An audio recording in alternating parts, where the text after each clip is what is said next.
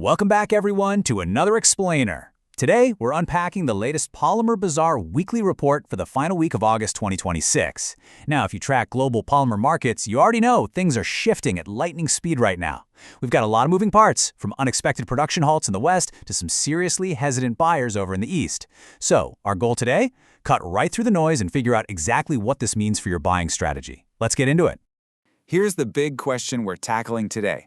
Why on earth are Indian buyers rushing to replenish their PVC stock while massive markets like Europe and China are deliberately holding back?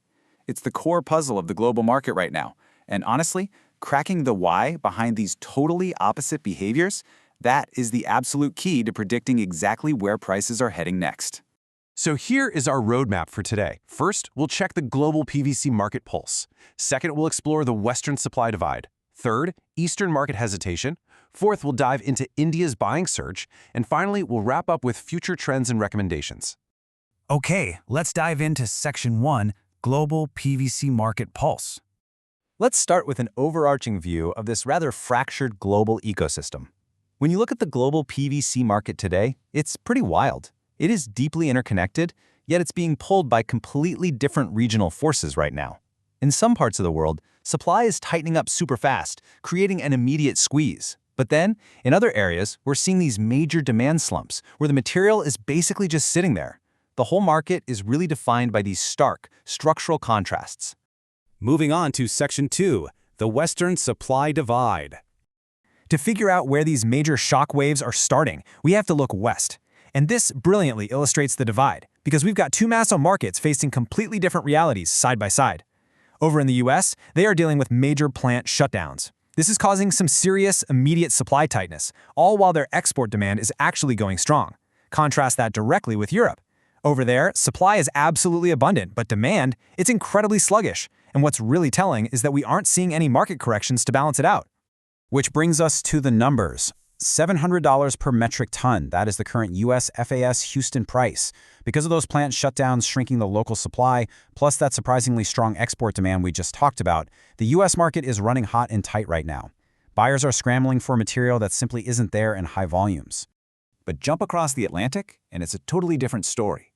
890 euros per metric ton. That is the European FDNWB price. Now, even with all that abundant supply sitting around, this market is completely failing to move. It's just weighed down by stagnant demand. The material is there, for sure, but the buyers simply aren't biting at these levels. All right, Section 3, Eastern market hesitation.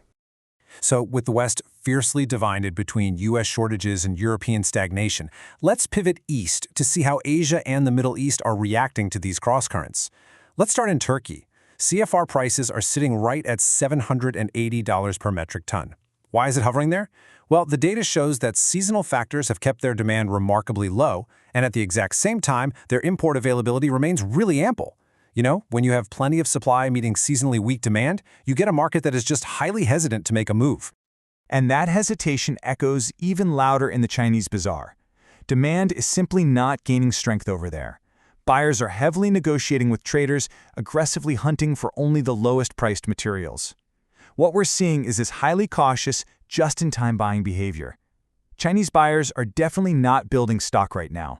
Their purchases are strictly limited to what is absolutely necessary to meet their immediate factory needs, nothing more. This brings us to Section 4, India's buying surge. Now, what's really interesting about this slide is that this is where we finally see those global shockwaves from the West crash ashore, and it creates a completely different reaction. Let's unpack the localized factors driving the Indian market right now. First up, look at the overseas offers. We're seeing for most of Plastics' S65D grade for September 2026 being offered higher at around $910 per metric ton CIF Navasheva and Mundra. That definitely signals a firmer overseas pricing trend. Now domestically, following RIL's ex-work price hike last week, we haven't seen any new revisions this week. Furthermore, inputs from the bazaar show that the availability of imported grades is becoming remarkably scarce in retail right now. And you can probably guess the direct result of that setup. Converters in India, they aren't waiting around like buyers in China or Europe because they're seeing those higher export offers from the Taiwanese major. They are actively stepping in to rapidly replenish their raw material inventories. In fact, traders are reporting much improved buying activity in India simply because converters want to beat the impending price hikes. These buyers want to lock in their materials right now before prices undertake a confirmed upward journey. It's an absolute race. Okay, Section 5. Future Trends and Recommendations.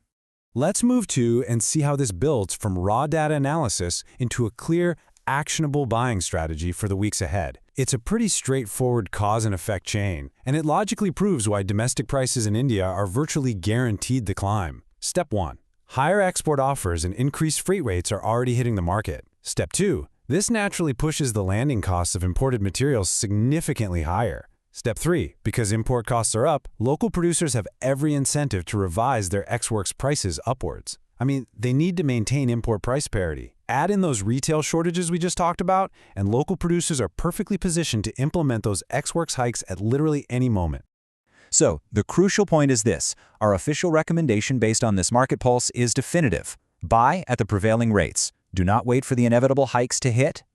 If you have buying, selling, or import trading requirements across India, the Polymer Bazaar Relationship Manager is available to help at +91 95108 24365. Or you can always reach customer care at +91 93754 24365. Get ahead of the curve while you still can. I want to leave you with one final provocative thought to consider today. Look at all the forces in play. With global freight costs continuing to rise and localized supply in places like the US and retail India rapidly tightening, how long can buyers realistically afford to wait? The data strongly suggests that window is closing fast. Thank you so much for joining me for this explainer, and we'll see you next time as we continue to track these fascinating global market trends.